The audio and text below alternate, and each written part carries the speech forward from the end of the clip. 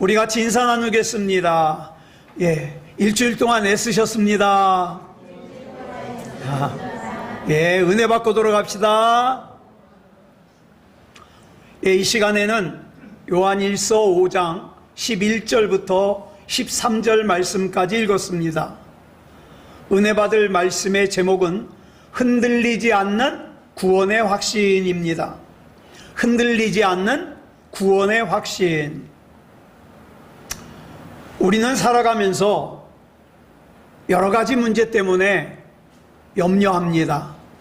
경제적인 문제, 건강의 문제, 사회적인 문제, 정치적인 문제, 인간관계 문제, 또 불투명한 미래에 대한 불안, 아주 수많은 불안과 두려움을 가지고 살죠. 근데 이 중에 가장 큰 불안과 두려움이 뭐냐? 죽음 이후에 대한 불안과 두려움이에요. 왜 그럴까요? 한 번도 가본 적이 없거든요. 한 번도. 여러분 잘 아시는 애플을 창업한 스티브 잡스라는 사람이 이런 얘기를 했어요. 죽음을 앞두고 죽는 것을 원하는 사람은 아무도 없다. 심지어는 천국에 가고 싶어 하는 사람도 그 천국에 가기 위해서 죽어야 되는데 그 죽는 걸 원하지 않는다. 이런 얘기를 했어요. 그래서 히브리서 2장 15절을 보면 우리 사람들이 이 죽음을 무서워하니까 예수님께서 이 죽음에 대한 두려움에 사로잡혀 사는 사람들을 자유롭게 하기 위해서 어떻게 해요? 사람과 같은 모습으로 죽으셨다. 이렇게 기록하고 있습니다. 전에도 말씀을 드렸습니다마는 제임스 케네디 목사님이 만든 전도 폭발이라고 하는 유명한 전도 프로그램이 있습니다. 이 전도 폭발을 보면 중요한 두 개의 질문을 해요. 이 두 질문은 저와 여러분이 분명히 대답해야 될 질문이에요. 명확하게 대답해야 될 질문이에요. 그래서 우리 인생에 있어서 가장 중요한 질문이에요. 그 중에 하나가 이 질문입니다. 같이 한번 읽어볼까요? 시작. 당신은 만일 오늘 밤이라도 이 세상을 떠나신다면 천국에 들어갈 수 있다고 확신하십니까? 여러분, 천국에 가는 거는 중요한 일이라는 거 알아요. 그런데 이 질문 앞에서 선뜻 분명하게 확실하게 대답하는 사람은 그다지 많지 않습니다. 왜요? 이 질문이 지금 당장 나에게는 해당하지 않는다고 생각하기 때문이에요. 또 이런 질문이 있습니다. 시작. 만일 당신이 오늘 밤에 이 세상을 떠나서 천국문 앞에 섰는데 하나님께서 당신에게 내가 너를 나의 천국에 들어오게 해야 할 이유가 무엇이냐라고 물으신다면 무엇이라고 대답하시겠습니까? 여러분, 오늘 본문인 요한일서 5장 13절을 보면 사도 요한이 이 질문에 대한 대답으로 우리에게 영생이 있음을 알게 하려고, 우리가 구원받았음을 알게 하려고 요한일서를 쓴다. 이렇게 분명하게 밝혀놓고 있어요. 같이 읽겠습니다. 시작. 내가 하나님의 아들의 이름을 믿는 너희에게 이것을 쓰는 것은 너희로 하여금 너희에게 영생이 있음을 알게 하려 함이라. 그리고 에베소서 2장 8절을 보면 이렇게 말씀하고 있죠. 시작. 너희는 그 은혜에 의하여 믿음으로 말미암아 구원을 받았으니 이것은 너희에게서 난 것이 아니요 하나님의 선물이라. 여기 분명히 말씀하고 있어요. 저와 여러분이 뭐 대단한 공로를 쌓아서 구원을 받은 게 아니라 선물이에요. 선물. 여러분, 교회를 오래 다녔다 그래서 다 영생 얻는 거 아니에요. 구원받는 거 아니에요. 천국 가는 거 아니에요. 여러분, 착하게 살았다 그래서 다 구원받는 거 아니에요. 저는 지금까지 정말 그 사람은 착한데 아, 이 사람은 구원받지 못했을 것 같아, 이렇게 생각하는 사람이 많이 있었어요. 또 성경의 내용을 많이 안다고 해서 구원을 받는 것도 아니에요. 집안이 3대째, 4대째, 5대째 신앙생활을 한다고 해서 구원을 받는 것도 아닙니다. 여러분, 로마서 3장 23절을 보면 굉장히 중요한 말씀이 나와요. 같이 읽겠습니다. 시작. 모든 사람이 죄를 범하였음에 하나님의 영광에 이르지 못하더니. 여러분, 여기서 죄로 번역된 헬라어가 관역을 벗어나다라는 뜻을 가진 하마르타노예요. 그 다음에 히브리어로는 대표적인 단어가 죄가 차타예요. 차타. 하나님의 길에서 이탈하다. 즉 성경에서는요, 내가 많이 벗어났든 조금 벗어났든 어쨌든 하나님의 뜻에서 벗어난 것을 뭐라 그래요? 죄라 그래요. 그래서 로마서 3장 23절에 모든 사람이 죄를 범했다는 거예요. 그리고 로마서 3장 10절을 보니까 뭐라 그래요? 그렇기 때문에 의인이 한 사람도 없다, 이렇게 선언하고 있어요. 여러분, 성경을 조금만 집중해서 보면은요, 인간에게 가장 큰 불행이 뭐냐? 죄라는 걸 알 수 있어요. 죄. 여러분, 사도행전 2장 40절을 보면 베드로가 설교하기를 뭐라고 설교하느냐? 빨간색만 읽어볼까요? 시작. 이 패역한 세대에서 구원을 받으라. 여러분, 이 패역하다라는, 이 패역이라는 단어의 뜻이 뭘까요? 제가 국어사전을 찾아보니까 이 패역이라는 단어의 뜻이 뭐냐? 사람으로서 마땅히 행하여야 할 그 도리에서 어긋나고 순리를 거슬러 불순하는 것을 패역이라 그래요. 한자로 거스를 패, 거스를요. 둘 다 거스르다는 뜻이에요. 그런데 사도행전 2장 40절을 보니까 베드로는 우리가 살고 있는 세상을 뭐라고 얘기를 해요? 패역한 세대라 그래요. 여러분, 지금 저와 여러분이 살고 있는 이 세상이 바로 하나님을 거슬러 반역하는 세대예요. 그래가지고 죄악의 급류에 휩쓸려가는 세대예요. 그냥 놔두면 어디까지 휩쓸려 갑니까? 지옥까지 휩쓸려 가요.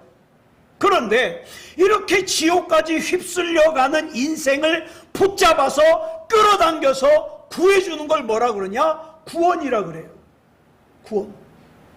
좀 더 자세하게 설명하면 죄로 말미암아 영원히 죄와 저주와 사망 가운데서 멸망하여 지옥에 갈 수밖에 없는 죄인이 예수님을 구주로 영접하여 죄 용서함을 받아 하나님의 자녀가 되어 영원한 하나님의 나라 천국에 들어가는 걸 우리가 뭐라 그래요? 구원이라고 합니다.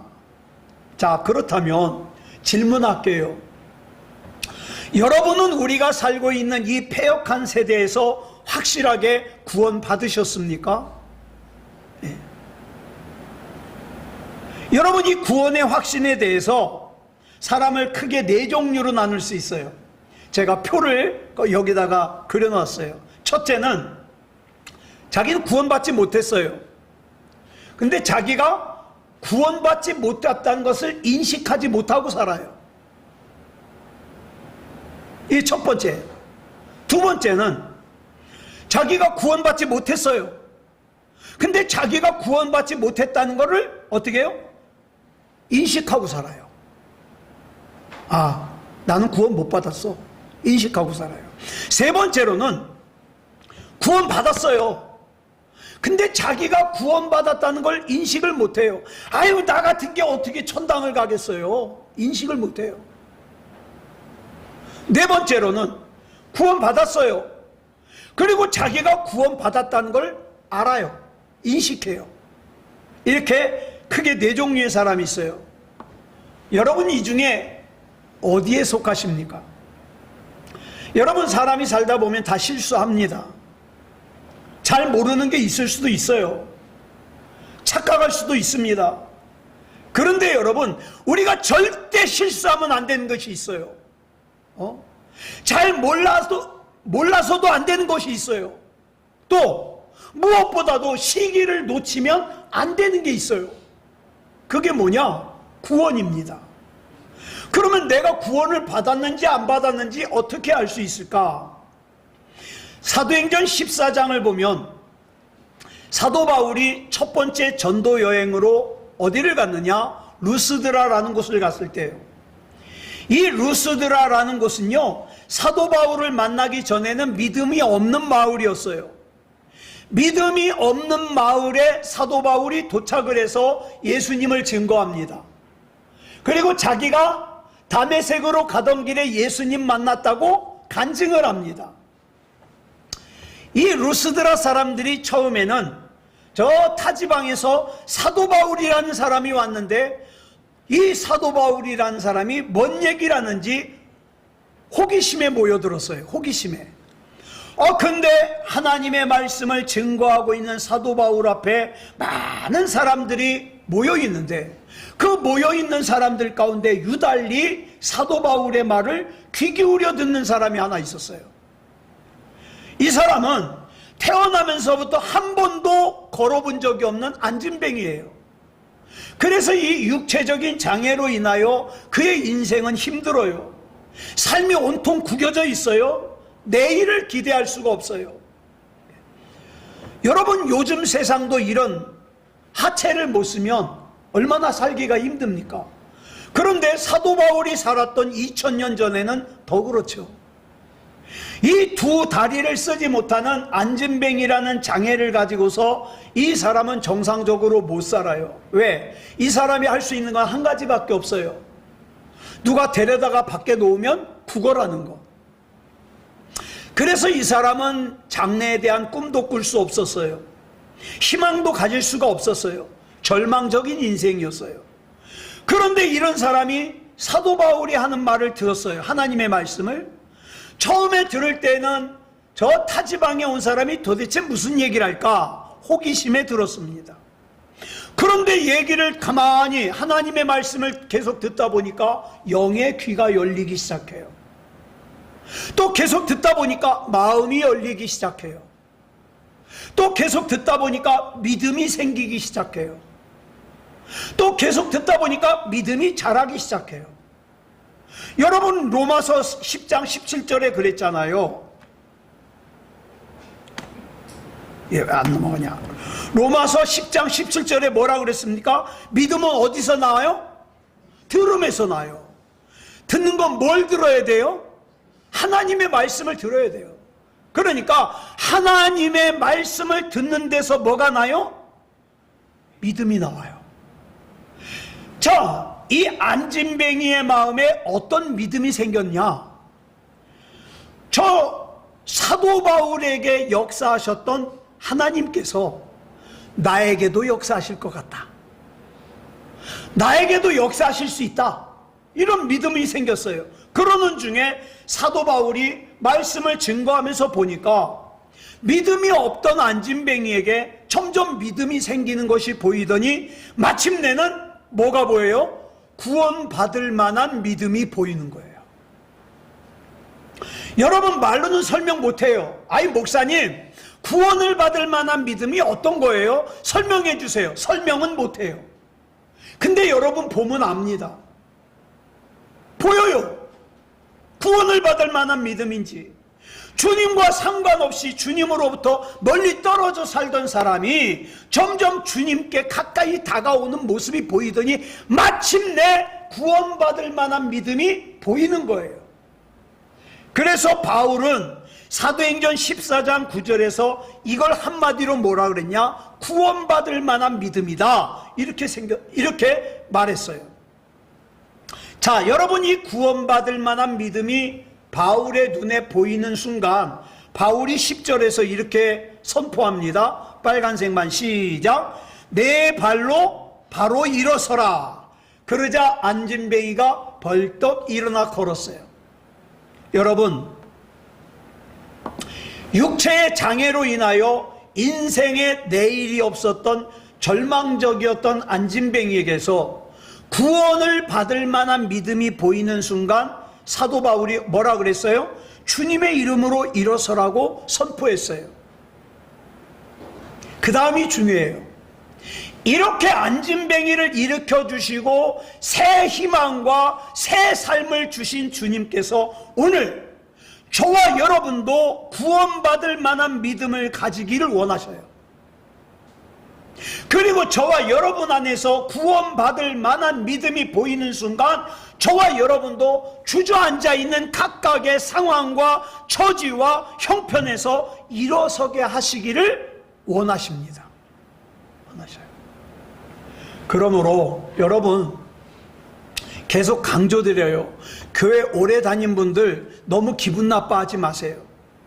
여러분, 우리에게 중요한 것은 교회를 얼마나 오래 다녔냐가 아니에요. 교회에서의 직분이 뭐냐가 중요한 게 아니에요. 중요한 것은 사도 바울이 안진뱅이에게서 보았던 그 구원받을 만한 믿음이 내게서도 보이느냐, 이거예요. 우리 주변에는 지금도 태어날 때부터 한 번도 걸어본 적이 없는 이 불쌍한 안진뱅이처럼 육체적인 장애로 인하여 고생하는 사람들이 있어요. 제가 병원에 있을 때 제 옆자리에 있는 환자는 방광암 3기예요. 근데 누군지 모르겠어요. 자녀인지 누군지 모르겠지만 예수님을 증거합니다. 예수님 믿으셔야 돼요. 구원받아야 돼요. 여러분, 그 인생의 장애와 그 환경적인 장애를 만나 앞으로 한 걸음도 더 내딛지 못하는 거예요. 그래서 어떻게 해요? 낙심을 합니다. 좌절을 합니다. 절망합니다. 많은 사람들이 자기 건강 때문에, 자기 가족의 건강 때문에, 경제적인 한계 때문에 좌절과 절망과 낙심에 빠져요. 그런데 교회 다니는 사람들은 또 한 가지 문제가 있어요. 뭐예요? 이렇게 커다란 문제를 만났다면, 내가 하나님이 믿어져서, 하나님이 믿어지니까 내가 평안을 좀 얻었으면 좋겠는데, 열심히 교회는 다녔는데 아무리 하나님을 믿고 싶어도 믿어지질 않아요. 여전히 불안한 거예요. 여전히 두려운 거예요. 이걸 뭐라 그러냐? 신앙적인 장애. 고통받는 사람들이 있어요. 여러분, 이 모든 사람들이 회복될 수 있는 핵심적인 조건이 뭐냐? 구원받을 만한 믿음이에요. 그런데 이 구원이라는 것이 절대로 일방적이지 않아요. 하나님께서 야, 나 너 구원하고 싶어, 너 구원받아, 이렇게 되질 않아요. 하나님께서 구원하고 싶은데 구원받아야 될 사람이 그 손길을 거부하면 구원 못 받아요. 여러분, 사람인 저와 여러분의 입장에서 볼 때 성경에서 가장 중요한 주제는 구원입니다. 그래서 성경을 한마디로 뭐라 그러냐?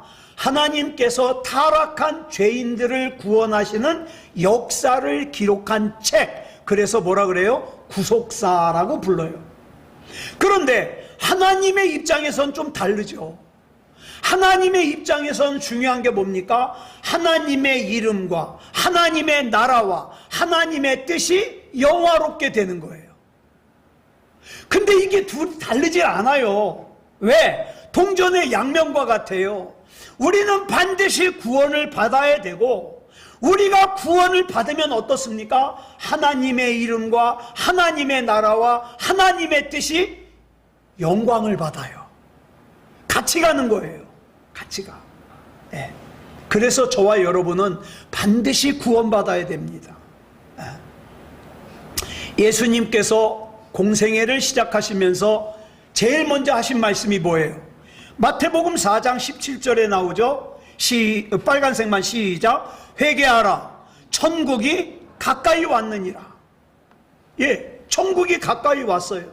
그러니까 내가 구원받는 것과 하나님의 나라는, 천국은 별개가 아니에요. 하나예요, 하나. 그래서 성경은요, 줄기차게 구원을 강조하는 것이고 하나님의 나라를 강조하는 거예요. 여러분, 우리가 신앙생활 할 때 감정 중요합니다. 감정. 특별히 성령의 은혜를 체험한 사람들은 이 감정이요, 성령의 역사와 같다고 여겨질 만큼 중요하게 여겨요. 막 찬양하다가 기도하다가 막 감정이 복받쳐서 눈물이 흐르고 주여 주여 주여. 그래서 어떻게 해요? 내가 성령 받았다는 거예요. 중요해요. 근데 조심해야 될 것이 있어요. 뭐냐? 감정 자체를 믿음이라고 착각하면 안 돼요. 예. 내가 지금 감정으로 흥분되어 있으니까 믿음이 좋은 것이다? 아닐 수도 있습니다. 이 감정이라는 것이 항상 좋기만 한 게 아니에요.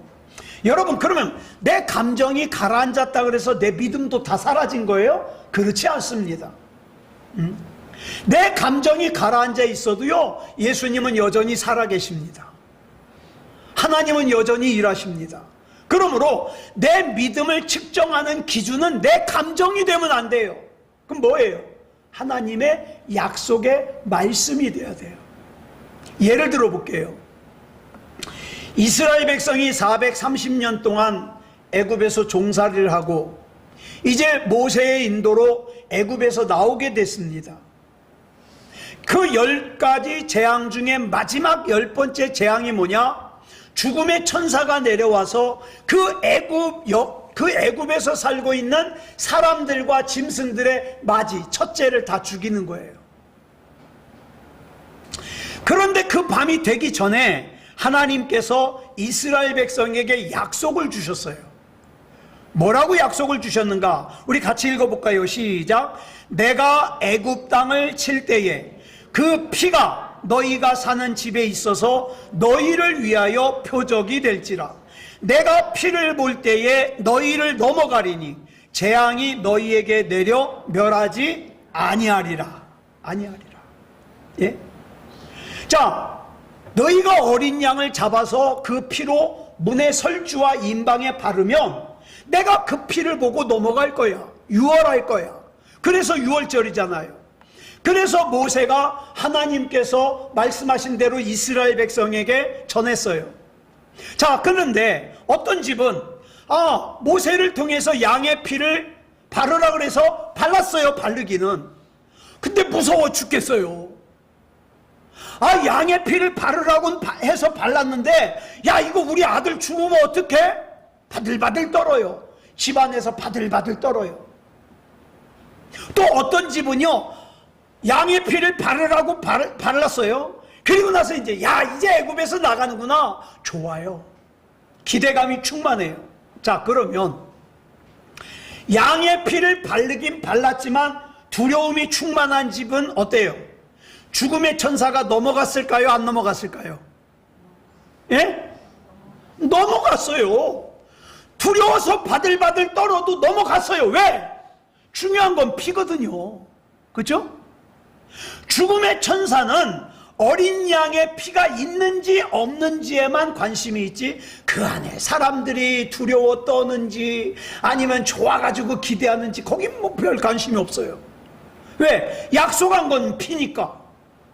오늘 예수 그리스도를 구주로 믿는 저와 여러분의 가정에는, 저와 여러분의 인생에는 예수 그리스도의 보혈이 발라져 있습니까? 발라져 있다면 여러분 겁나도 괜찮아요. 왜? 예수님이 약속한 것은 보혈이니까. 그러므로 내 감정 때문에 내 믿음이 왔다 갔다 하면 안 돼요. 예? 내 구원의 확신이 왔다 갔다 하면 안 돼요. 기억하시기 바랍니다. 그러면 성경은 우리가 어떻게 구원에 이를 수 있다고 설명하고 있는가? 디모데후서 3장 15절을 보면 바울이 구원에 이르는 방법을 이렇게 설명하고 있어요. 시작. 또 어려서부터 성경을 알았나니 성경은 능히 너로 하여금 그리스도 예수 안에 있는 믿음으로 말미암아 구원에 이르는 지혜가 있게 하느니라. 자, 여기 보세요. 성경은요, 우리로 하여금 예수 그리스도 안에 있는 믿음에 이르게 해요. 그리고 예수 그리스도 안에 있는 믿음은 우리로 하여금 구원에 이르는 지혜를 가지게 해요. 이 예수 그리스도 안에 있는 믿음을 위해서 말씀이신 예수님께서 하나님의 보내심을 받아 인간의 몸을 입고 이 땅에 오신 목적이 그거예요. 구원. 저와 여러분 돈 벌게 하는 게 목적이 아니에요. 저와 여러분 자녀들이 직장에서 승진하는 게 목적이 아니라고요. 구원이라고요, 구원. 그래서 마태복음 1장 21절에 보니까 예수님의 이름 뜻 자체가 그거예요. 같이 읽어볼까요? 시작. 아들을 낳으리니 이름을 예수라 하라. 이는 그가 자기 백성을 그들의 죄에서 구원할 자이심이라 하니라. 또 요한복음 3장 16절로 17절을 보면 예수님께서 이 땅에 오신 목적을 이렇게 설명하죠. 시작. 하나님이 세상을 이처럼 사랑하사 독생자를 주셨으니 이는 그를 믿는 자마다 멸망하지 않고 영생을 얻게 하려 하심이라. 하나님이 그 아들을 세상에 보내신 것은 세상을 심판하려 하심이 아니요 그로 말미암아 세상이 구원을 받게 하려 하심이라. 여기서 말하는 이 구원의 은혜를 받을 수 있는 대상이 누구예요? 여러분, 이 구원은요 마치 저 위에서 비치는 태양빛처럼 누구도 차별하지 않고 다 비춰요. 예? 하늘에서 내리는 비처럼요 누구도 차별하지 않고 다 비춰요. 그런데 문제가 있어요. 하나님의 구원의 기회는 모든 사람에게 주어지지만 그것이 구원과 연결될 수 있는 사람은 오직 누구뿐이에요? 믿는 자들 뿐이에요. 믿는 자들. 이 성경이 강조하고 있어요. 그래서 로마서 1장 16절을 보면 바울이 이렇게 고백하는 거예요. 시작. 내가 복음을 부끄러워하지 아니하노니 이 복음은 모든 믿는 자에게 구원을 주시는 하나님의 능력이 됨이라. 먼저는 유대인에게요 그리고 헬라인에게로다. 여기 보면 바울이 복음을 부끄러워하지 않고 자랑스러워한다 그랬는데 그 이유를 설명하기를 뭐 때문이라고요? 모든 믿는 자에게 구원을 주시는 하나님의 능력이기 때문에 자랑스러워한다는 거예요.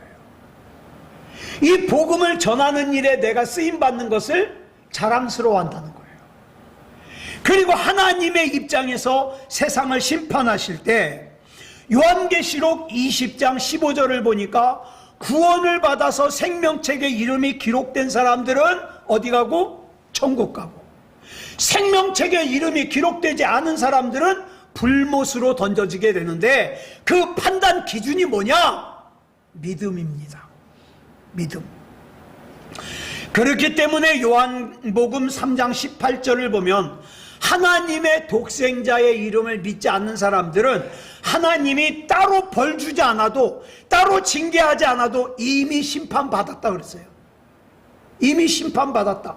같이 읽어볼까요? 시작. 그를 믿는 자는 심판을 받지 아니하는 것이요 믿지 아니하는 자는 하나님의 독생자의 이름을 믿지 아니함으로 벌써 심판을 받은 것이니라. 그러니까 하나님의 구원이 우리에게 주어지기 위해서는 반드시 믿음이라고 하는 통로를 통과해야 돼요. 그래서 성경 전체에서 믿음을 강조하는 겁니다. 그런데 성경을 보면은 믿음을 크게 둘로 구분할 수 있어요. 첫째, 참된 믿음이 있고, 두 번째, 가짜 믿음이 있어요. 여러분, 상상 임신 아시죠? 우리 권수연 씨도 상상 임신 한번 해봤어요. 신혼 초에. 너무 아기를 가지고 싶으니까 무슨 증상이 나타나요? 임신 증상이 나타나요. 실제로 임신을 한 게 아닌데 임신한 것처럼 입덧도 하고 생리도 중단되고 하여튼 임신했을 때 나타나는 징후가 나타나요. 근데 가장 중요한 특징이 있어요. 뭘까요? 아기가 없어요. 여러분, 신앙도 그렇다는 거 아십니까? 겉으로 나타나는 증상은 같아요. 똑같아요. 교회도 열심히 다녀요. 예배도 잘 참석해요. 기도도 열심히 해요. 찬송도 해요. 직분도 받았어요. 주여 주여 합니다. 그래서 겉으로 나타나는 징후는 구원받은 그리스도인들과 같아요. 그런데 중요한 차이점이 하나 있어요. 뭐가 없어요? 뭐가 없어요? 구원이 없어요. 구원이 없으니까 뭐가 없어요? 예수 그리스도가 없어요. 없어. 문제는요, 오늘날 교회 안에 이 상상 임신 같은 신앙을 가진 사람들이 너무 많다. 그래서 마태복음 7장 21절을 보면 예수님께서 이렇게 상상 임신 같은 신앙을 가진 사람들에게 말씀하시는 내용이 나오죠. 뭐라고 합니까? 시작. 나더러 주여 주여 하는 자마다 다 천국에 들어갈 것이 아니요 다만 하늘에 계신 내 아버지의 뜻대로 행하는 자라야 들어가리라.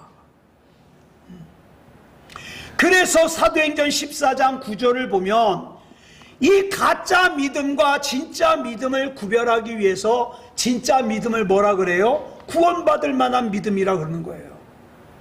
여기서 우리가 구원받을 만한 믿음이 뭔가를 알려면 구원이 뭔가를 알아야 돼요. 또 구원이 뭔가를 알려면 구원이 뭘 전제로 하느냐를 먼저 알아야 돼요. 자, 구원은 뭘 전제로 하느냐? 모든 사람들이 공경에 빠져 있다는 걸 전제로 합니다. 오늘날 많은 사람들이 하나님을 만홀히 여겨요. 하나님을 우습게 여겨요. 예배를 무시해요. 왜 그럴까요? 왜 하나님 우습게 생각할까요? 구원을 잘못 이해하고 있는 거예요. 내가 경제적으로 조금 여유가 있으니까 나는 구원에 대해서 그다지 관심 없어도 돼. 내가 지금 집도 있고 직장도 있고 뭐 크게 어려운 일 없으니까 나 구원에 관심이 없어도 돼. 그런 사람들의 특징이 뭡니까? 신앙생활을 부담스러워해요. 그런데 이런 사람들을 보고 시편 2편 4절을 보니까 뭐라 그랬어요? 시작. 하늘에 계신 이가 웃으심이요 주께서 그들을 비웃으시리로다. 하나님이 저와 여러분 비웃으면 안 되잖아요. 하나님이 저와 여러분의 자녀를 비웃으면 안 되잖아요. 그러면 왜 사람들이 자기 구원에 대하여 관심이 없을까요? 자기가 본질적으로 공경에 처해 있는 존재라는 걸 몰라서 그래요. 에베소서 2장 1절을 보면 이 곤경을 이렇게 설명합니다. 시작. 그는 허물과 죄로 죽었던 너희를 살리셨도다. 허물과 죄로 죽어 있는 걸 공경이라 그래요. 여기 나오는 허물을 히브리어로 아바르라 그러고 헬라어로는 파라바이노라 그러는데 뭐냐? 건너다, 가로지르다, 지나가다, 곁을 지나가다, 넘어가다 뭐 이런 뜻이에요. 그러니까 이 허물이 뭐냐? 여러분 잘 보세요. 여러분도 지금 이 허물이 있을 수 있어요. 뭐냐? 하나님의 인격과 권위를 무시한 채 하나님의 법을 지나가거나 하나님의 뜻을 지나가거나 무시하는 거. 이게 허물이에요. 이런 죄와 허물 때문에 사람이 죽어 있어요. 이게 뭐예요? 사람이 본질적으로 처해 있는 공경이에요. 그런데 사람들이요, 이렇게 허물과 죄로 인하여 죽어 있는데 이걸 갖다가 감추려고 어떻게 해요? 좋은 옷을 입습니다. 그러면 괜찮은 줄 알아요. 좋은 냄새가 나는 화장품을 뿌립니다. 괜찮은 줄 알아요. 아무렇지도 않은 척 가면을 쓰고 살아요. 괜찮은 줄 알아요. 그런데 여러분, 성경은 선고합니다. 뭐라 그래요? 너 죽어 있다. 예. 죽어 있다는 게 무슨 뜻이에요?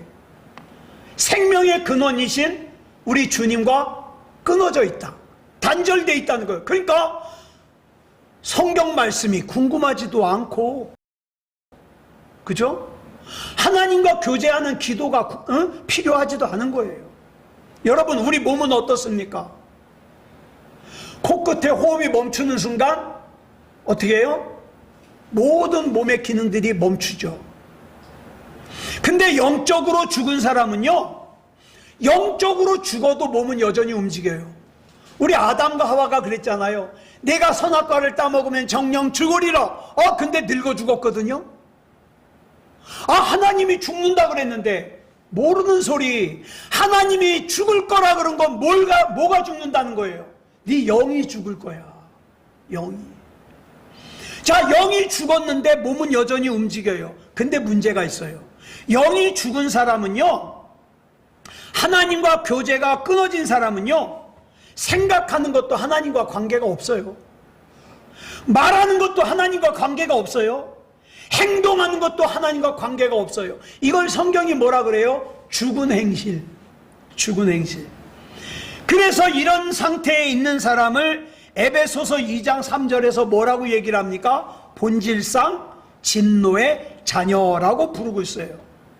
여러분, 저와 여러분은 훗날 하나님의 법정에 다 섭니다. 하나님의 법정에 서는 사람은 딱 둘로 갈라져요. 죄인과 의인, 중간은 없어요. 그리고 이 둘을 가르는 오직 한 가지 기준은 예수님을 구주로 영접했냐, 그거예요. 그래서 이 구원받을 만한 믿음이 있는 사람만이 어떻게 해요? 진짜 예배를 드릴 수 있어요. 진짜 감사를 할 수 있어요. 그래서 우리 하나님께서는 저와 여러분이 반드시 구원의 확신을 가지고 살게 하시려고 뭐를 했다? 사도 요한을 통해서 요한 1서를 기록하게 했다. 요한 1서 5장 13절에 그걸 쓰고 있잖아요. 이것 때문에 썼다 이 말이에요. 이것 때문에 썼다. 사랑하는 성도 여러분, 저와 여러분 살아가면서 크고 작은 두려움들이 많이 있어요. 그런데 그 중에 가장 중요한 두려움이 뭐냐? 죽음 이후에 대한 두려움이에요. 성경은 분명히 말해요. 모든 사람이 죄를 범했다. 그래서 그 죄로 인해서 모든 사람이 심판 아래 놓였다. 그런데 하나님께서는 그 심판 아래, 영원한 죽음 아래 놓인 우리를 그냥 내버려 두지 아니하시고 우리를 구원하시려고 예수님을 보내주셨다. 여러분, 빠지지 않고 예배 드리는 것도 중요해요. 근데 여러분, 예수님과 관계가 있어야 됩니다. 제일 중요한 거예요. 구원받을 만한 믿음이 있는가. 병원에서 많이 듣는 말이 뭡니까? 이럴 줄 알았으면. 이럴 줄 알았으면. 여러분, 예수 그리스도를 구주로 영접하고 예수 그리스도의 십자가와 부활을 믿음으로 붙잡는 거, 이게 중요해요.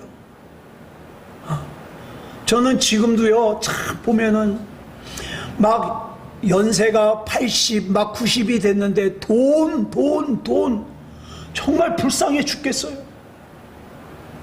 그거 못 가지고 가는데. 우리에게 있어서 가장 중요한 것은 예수 그리스도인데, 사랑하는 여러분, 아무쪼록 흔들리지 않는 구원의 확신을 가지고 흔들리지 않는 믿음으로 저와 여러분의 영혼과 육체가 승리하는 인생을 살기를 그리스도 예수님의 이름으로 축복합니다. 기도하겠습니다. 사랑의 하나님, 감사합니다. 하나님의 은혜 가운데 인도하여 주셔서 오늘 이 시간 구원의 확신에 대해서 나눴습니다. 구원 받은 것 같은 것 가지고는 되질 않습니다. 반드시 예수님이 나의 구주이셔야 되고 내 안에 구원받을 만한 믿음이 반드시 있어야 됩니다. 하나님, 붙잡아 주시옵소서. 우리 사랑하는 새소망교회 성도들 가운데 아직도 생명책에 이름이 기록되지 않은 사람 한 사람도 없게 하시고 하나님이 인정하시는 믿음다운 믿음이게 해 주시옵소서. 사랑의 아버지 하나님, 하나님께서 인도해 주셔야 됩니다. 하나님께서 붙잡아 주셔야 됩니다. 우리 하나님께서 역사하실 줄 믿사오며, 또 우리 사랑하는 사람들도 한 사람도 빠짐없이 다 예수님을 구주로 영접하고 구원받게 해주실 줄 믿사오며, 그리스도 예수님의 이름으로 간절히 기도드렸사옵나이다. 아멘.